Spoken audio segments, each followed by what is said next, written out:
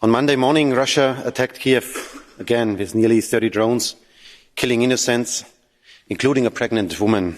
This happened only days after Putin said there would be no more massive strikes on Ukraine. Not a day goes without terrible news and lies from Putin and his regime. Having all victims in mind, we are not getting tired in saying Putin is a war criminal, Putin must lose. And Europe will never stop supporting Ukraine. Never.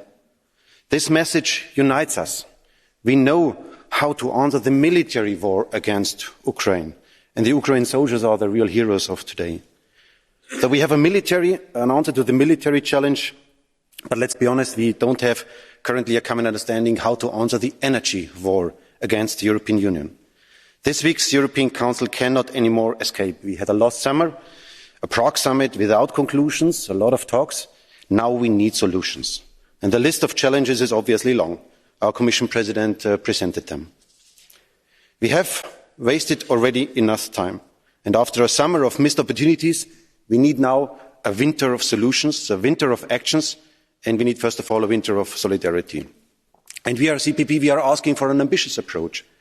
Energy was one of the founding elements of the European Union. Just think about the European coal and steel community and the European atomic energy community. For our founding fathers, the Gasperi, Schuman and Adenauers, it was crystal clear Europe needs energy and only together we can make it. Is it easy? Was it easy for Adenauer and the Gasperi to combine coal industry? Not at all. It was historic what they did. And today, we are occupied by the details of the electricity market architecture. The French president tells us a gas connection to Spain is not necessary, and the German chancellor today is totally happy that he prolonged the work of one nuclear power plant for another 3 months. Wow, great result of the energy planning there. We risk to fail in the eyes of history, dear friends. Europe has much energy if we create a real energy union, and that's why my group is supporting the proposals from the European Commission. And I want to ask the European Socialists and Greens to help us, especially in Berlin. Remember the last big crisis, it was about COVID. Chancellor Merkel, EPP, made the proposal of a recovery plan together with other friends. She made the proposal together with the Commission to make a European procurement on vaccines. She did it the European way. And now, today, Chancellor Scholz and the German government are spending 200 billion euros without even asking and consulting the European Commission and the neighbours about the impact of this. Is this the European way? I would call it national ego trip if I see the results of this. Where is this European spirit of the Social Democrats and the Greens in Germany? We need a European answer. That is what we need. Europe needs more the Merkel approach and less the Scholz approach, if I may say it as an EPP speaker, more EPP and less socialists. And dear colleagues, let me also mention another undiscussed crisis in front of us.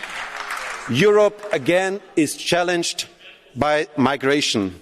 The Balkan route is open again. Until September 2022, Frontex averted more than 200,000 illegal entries in the territory of the European Union, half of them on the Western Balkan route. This is the highest figure since 2016, and we all know what happened in 2015 and 16. We must strengthen Frontex. The officers on the ground must know that we count on them, we support them, and we have to deliver on the legislative files. The Czech Presidency, imagine for a second, the Czech Presidency, after years of waiting for the Council, is now ready to start a trialogue.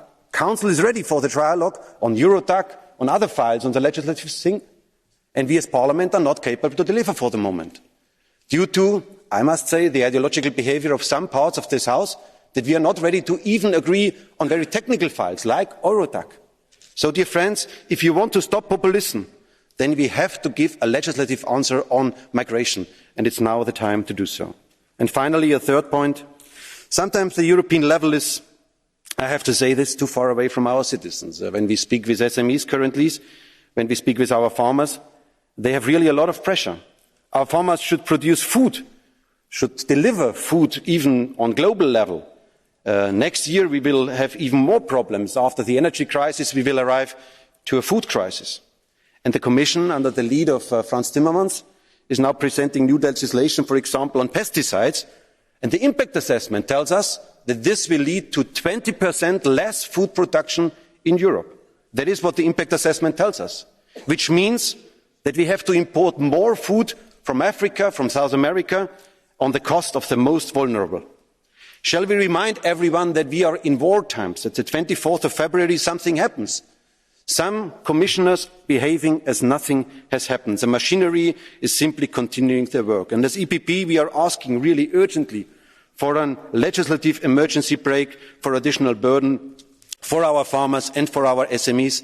But, Madam President, it is good that you postponed, for example, in the Commission work programme, the idea of a REACH revision. That is a good thing.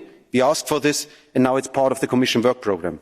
But we as EPP, we think that is not enough. The Commission must understand that we are risking to lose our industry. We are in front of a recession, and that's why it's great that you expressed today that we have to care about competitiveness. We have to create jobs again in the European Union. Commission must act now. We must together act now. So let's go to Brussels today and tomorrow, and let's deliver binding energy solidarity, real energy market in Europe, and a moratorium for additional burden. Thank you so much. Thank you, Mr. Weber.